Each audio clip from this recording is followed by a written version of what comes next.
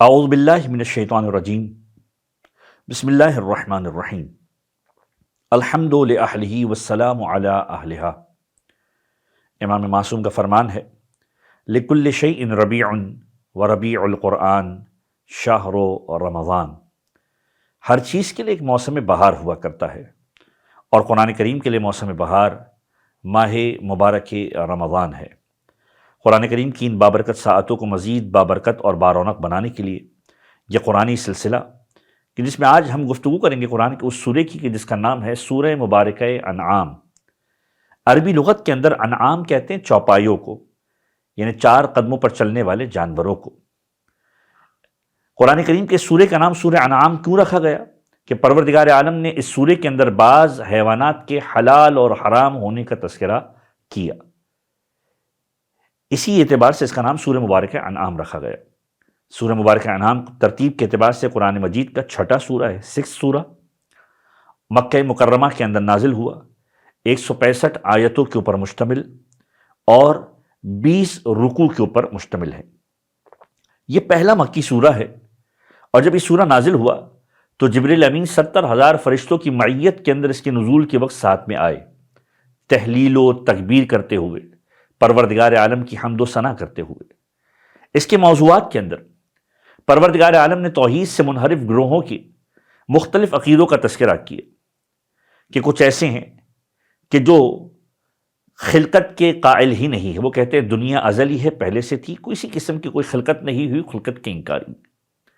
دوسرا گروہ وہ گروہ ہے جو کہتا ہے کہ دو قسم کے خدا ہے، ایک ظلمت کا خدا ہے اور ایک نور کا خدا ہے، ایک تاریکی کا خدا ہے، ایک ہدایت کا خدا ہے۔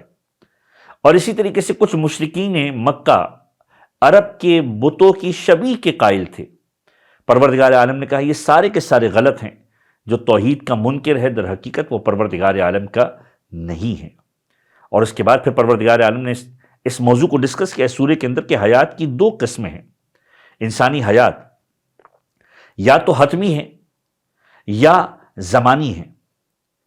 انسان کی جو حتمی حیات ہے وہ حتمی ہے اور مقررہ وقت پر ختم ہو جاتی ہے، لیکن بعض اوقات انسان کی زندگی زمانی کی حیثیت سے بڑھ جایا کرتی ہے، اور اس کا سبب ہوتا ہے وہ عمل جو انسان اپنے کردار کی وجہ سے کرتا ہے۔ صدقہ اس کی معین وقت کی موت کو ٹال دیا کرتا ہے، دعا اس کی موت کو ٹال دیا کرتی ہے، صلہ رحمی اس کی زندگی کو بڑھا دیا کرتی ہے۔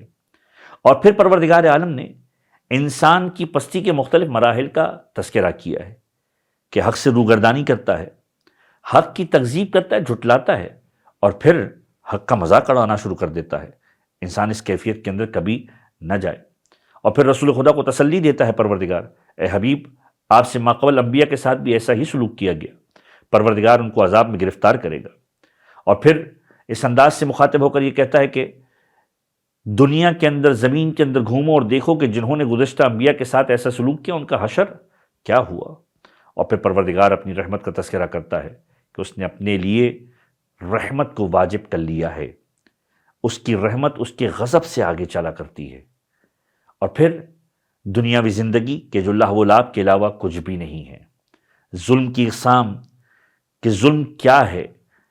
خدا کا شریک بنانا بہت بڑا ظلم ہے، جھوٹی وحی کا دعویٰ کرنا یہ بہت بڑا ظلم ہے، یا قرآن جیسی کتاب کے نازل ہونے کا دعویٰ کرنا یہ بھی بہت بڑا ظلم ہے۔ ایک نیکی کے بدلے میں 10 نیکی پروردگار عالم قرآن کریم کے سورے میں ڈسکس کر رہا ہے۔ امام جعفر صادق علیہ الصلوۃ فرماتے ہیں جو شخص سورہ مبارکہ انعام کو مش اور زعفران سے لکھ کر 6 دن متواتر مسلسل اس کا پانی پیے گا، اللہ اسے خیر کثیر عطا فرمائے گا، اسے کوئی اذیت نہیں ہوگی، اور وہ ہر درد اور ہر مرض سے امن میں رہے گا۔ امام رضا علیہ السلام فرماتے ہیں کہ سورہ انعام اکٹھا نازل ہوا اور نزول کے وقت 70,000 فرشتے تحلیل و تکبیر کر رہے تھے۔ جو اس کی تلاوت کرے گا قیامت تک فرشتے اس کے لیے تسبیح کرتے رہیں گے۔ پروردگار عالم کی بارگاہ میں دعا ہے کہ پروردگار ہم سب کو قرآن کریم پڑھنے، اسے سمجھنے اور اس پر عمل کرنے کی توفیق عنایت فرمائے۔